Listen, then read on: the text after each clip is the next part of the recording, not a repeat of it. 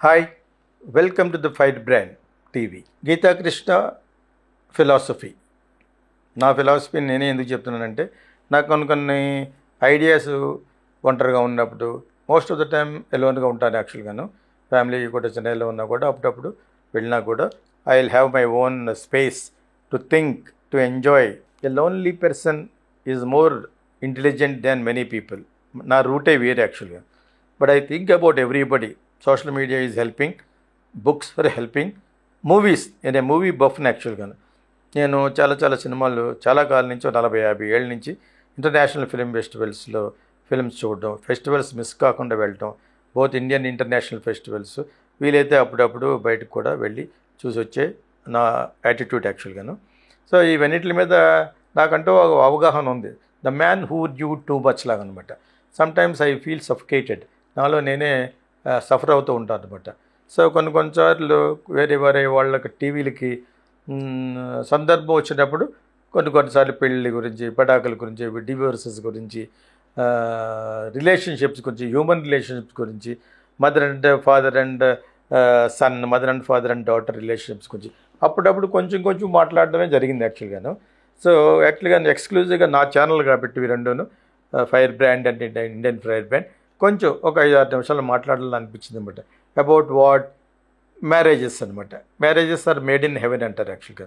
When marriages are made in heaven, then divorces are made in earth, hell అనమాట. అంటే haven అనేది ఒకటి ఉంది, ఎర్త్లో భూమి మీద జరిగేంతా కూడా నిజాలు కాబట్టి ఇక్కడ డివోర్సులు అవుతాయని అది అలాగే అనుకోవాలి యాక్చువల్గా. నా ఫిలాసఫీ కాదు.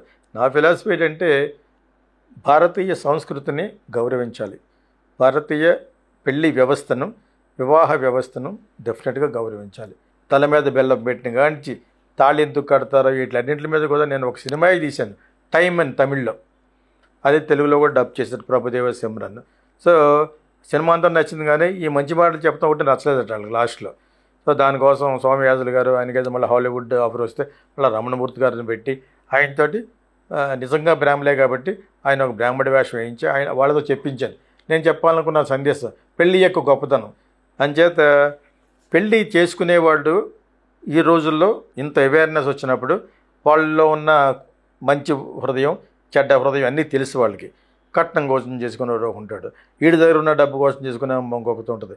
ఇవన్నీ ప్రేమించి పెళ్లి చేసుకుంటారో లేకపోతే అరేంజ్ పెళ్లి చేసుకుంటారో, వాట్ ఎవర్ ఇట్ ఈస్, ఒకసారి పెళ్ళి అయిన తర్వాత అడ్జస్ట్ మెంటాలిటీ అనేది ఒకటి ఉండాలి. You must adjust for ever పిల్లలు కానీ వాట్ ఎవర్ ఇట్ ఈస్. అందులో మీలో 2-3 కొన్ని డిఫరెన్సెస్ వచ్చినా కూడా you must bear till the end. అదే మన పేరెంట్స్ చేశారు. వాళ్ళందరికీ కాళ్ళకి ఎందుకు పోకాలంటే ఒకరికొకరికి జీవితంలో ఈ ప్రపంచంలో ఎవరికి పడదు. ఇద్దరు మనుషులు కలిసి బతకలేరు. మరి మనం పేరెంట్స్ ఎలా బతికారంటే అప్పుడు ఏదో వ్యంగ్యంగా చెప్పాను. నిజంగా చెప్పాలంటే వాళ్ళు ఒకరికొకరు అడ్జస్ట్ అయిపోయారు. గొడవలు పడినా ఏం పడినా మళ్ళా కలుసుకుని, పిల్లల గురించి అయినా మనం విడిపోకూడదు, విడిపోతే ఎక్కడికి వెళ్తారు, వీళ్ళు అనాథలు అయిపోతారు అనే కాన్సెప్ట్లో వాళ్ళంతా కూడా పెంచుకుంటూ వచ్చిన మీదట ఉన్నాం కాబట్టి మనం అంతా ఈరోజు బతుకుతాం. కానీ ఈ జనరేషన్, దీని తర్వాత మనకు పుట్టిన జనరేషన్ అంతా కూడా అవన్నీ తెలియవు. వాళ్ళ గురించి నేనేమంటానంటే, మీకు కూడా పెళ్లి చేసుకున్న తర్వాత if you don't want to అనే ఆ స్వభావం ముందుగా ఎలా తెలుస్తుంటాడు. ముందుగా అన్నీ అల్టీరియర్ మోటివ్స్ అన్నమాట, స్వార్థపూరితమైన కోరికలతోటి కట్నం కోసం, ఇందా చెప్పాను కదా, అదేవిధంగా వీటి దగ్గర డబ్బు ఉన్న కూడా కోసం ఏదో విధంగా పెళ్లి చేస్తారు. వాళ్ళిద్దరికి కలవదు. కలిస్తేదే ఉంది, ఎవరో కలవరు. ముందు మోజు ఉంటుంది, అంతా బాగుంటుంది, ఒక 1 or 2 కిడ్స్ కూడా కనేస్తారు. దాని తర్వాత క్రిమినల్ ఐడియాస్ వచ్చేస్తాయి. ఒకళ్ళ మీద ఒకళ్ళకి మోజు ఉండదు. అంచేత నేను చెప్పిన పాతకాలం యొక్క అడ్జస్ట్ మెంటాలిటీ ఇప్పుడు ఉండదు.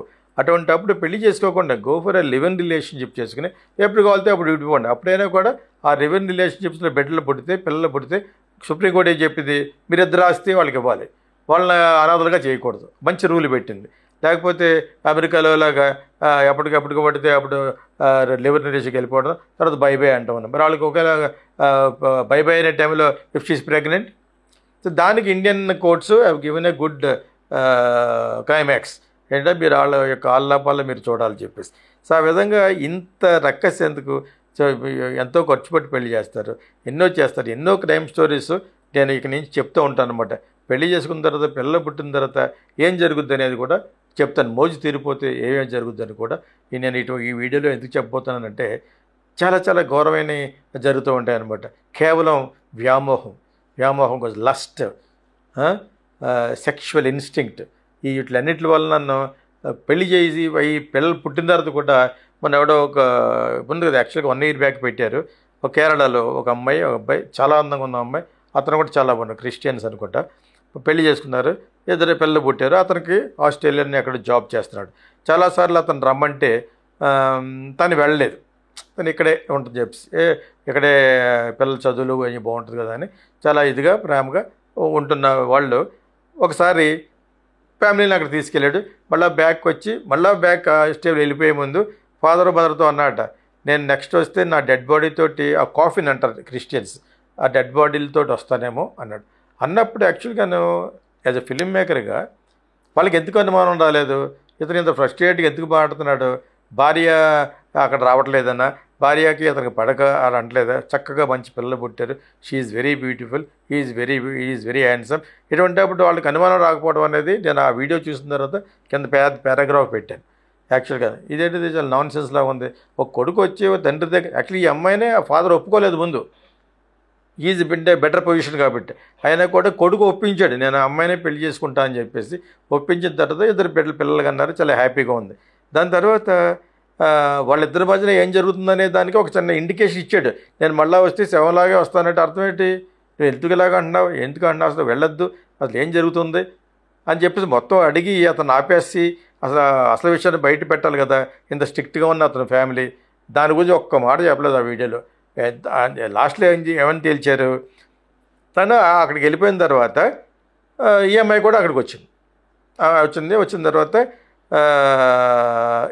ఈ అమ్మాయికి ఆల్రెడీ ఒక లవర్ ఉన్నాడు ఆ అబ్బాయి కూడా చాలా అందంగా ఉన్నాడు ఆ అబ్బాయితోటి అంతకుముందు నుంచి చాలా సీక్రెట్గా జరుగుతుంది వీళ్ళు ఎలాగ మన ఇద్దరం కలిసి ఉండడం అని చెప్పి పిల్లలు ఉన్నారని కూడా బుద్ధి లేకుండా ఇది ఈ అమ్మాయిని ఆడను ఇతను క్లియర్ చేసేద్దాం అని చెప్పి ఇతను అందగాడే మంచివాడు అతను అందగాడే అతను మంచి ఉద్యోగం ఉంది ఏంటి పెళ్ళికి ముందే వాళ్ళకి ఎఫ్ఐఆర్ ఉంది అంటే ఎంత కలుషితమైన వికెట్ మెంటాలిటీ ఆ అమ్మాయి ఆ వయసులో చూడండి పిల్లగందే అంత అయిపోయిన తర్వాత వీడిని డిలీట్ చేసేసి మొత్తానికి ఎలిమినేట్ చేసి అంటారు కదా మీ బిగ్ బాస్లో అలా ఎలిమినేట్ చేసేసి వాడితో బతకడం కోసం వాడికి సైనైడ్ కలిపి ముందు ఒక నిద్ర ట్యాబ్లెట్లు వేసి స్లీపింగ్ పిల్స్ పడుకోబెట్టి తన బలవంతంగా సైనైడ్ తాగించిందంటే ఎంత కర్కోటకమైన మనస్తత్వం అమ్మాయిది వాడు కూడా అక్కడ ఉన్నాడు వాడు పడుకునే టైంకి వచ్చినప్పుడు మరి ఇలా జరగబోతుందని పసిగట్టాడు కాబట్టి తల్లి తండ్రి దగ్గర నేను మళ్ళీ వస్తే శవంలాగా వస్తాను అన్నప్పుడు బుద్ధి లేదు వాళ్ళకి ఏ ఇన్వెస్టిగేషన్లో రాయలేదు అది అలాగన్నప్పుడు ఎందుకు అనుమానించలేదు సో ఫైనల్గా అక్కడ నుంచి అథారిటీస్ ఫోన్ చేసేలాగంటే ఆ డెడ్ బాడీని ఇక్కడ పంపించారు ఆస్ట్రేలియాని పంపిస్తే తర్వాత ఆ అమ్మాయి కూడా వచ్చి చావంటే ఏడుస్తూ చాలా పెద్ద మెలోడ్రామా చేసింది అంతా అయిన తర్వాత మళ్ళీ మరి ఫైనల్గా life has to go on కాబట్టి తను అక్కడికి ఆస్ట్రేలియాలో జాబ్ చేస్తుంది కాబట్టి తను కూడా జాబ్ వచ్చింది అక్కడికే పిల్లల బయటికి వెళ్ళిపోయి ఉంది అప్పుడు వీళ్ళిద్దరూ కలుసుకుంటున్నారు ఇట్ హెస్ బికమ్ ఫ్రీ ఏంటి కొంతకాలం మాట్లాడుకుంటున్నారు ఒక 5-6 months దాని తర్వాత ఇంకా అందరూ మర్చిపోయారు కాబట్టి they are having their ball of a time having sex everything అనమాట చాలా హ్యాపీగా బతికేస్తారు కానీ అక్కడ ఆస్ట్రేలియన్ గవర్నమెంట్లను దే డిడ్ నాట్ లీవ్ అనమాట వదలలేదు వాళ్ళ మీద కన్నేసి ఉంచిందనమాట ఎలా చచ్చిపోతాడు వీడు ఏమీ లేకుండా అకారణంగా why that fellow will die అని మరి అప్పుడు పోస్ట్ మార్టం చేయలేదు అనుమానిస్తేనే పోస్ట్ మార్టం చేస్తారు వాట్ ఎవర్ ఇట్ ఈస్ ఆ డెడ్ బాడీని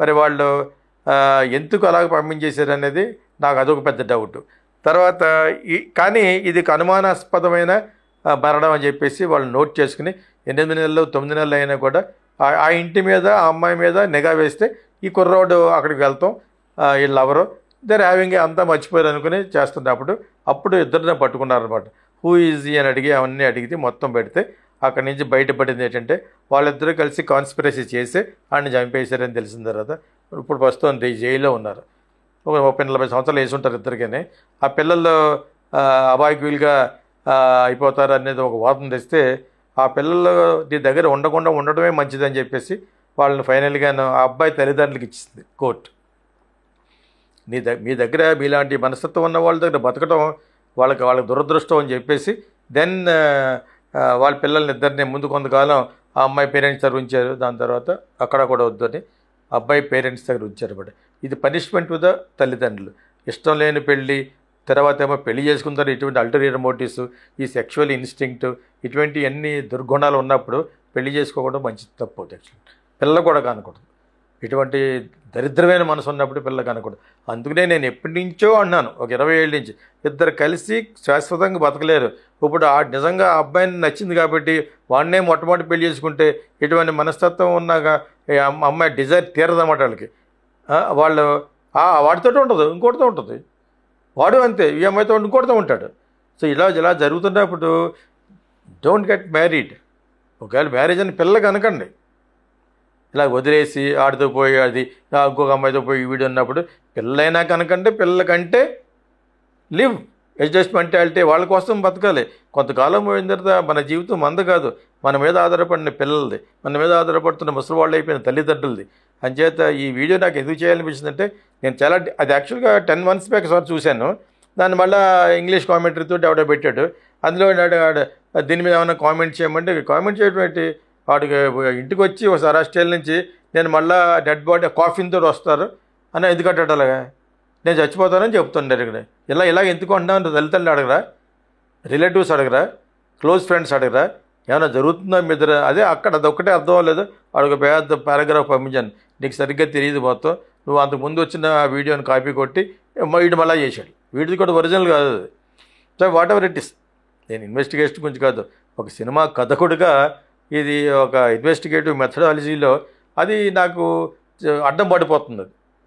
అలా మాట అన్నప్పుడు డెఫినెట్గా అదొక పెద్ద ట్విస్ట్. అక్కడ ఎటువంటి ట్విస్ట్ ఇవ్వాలనేది నిజంగా అలా జరిగి ఉంటుంది.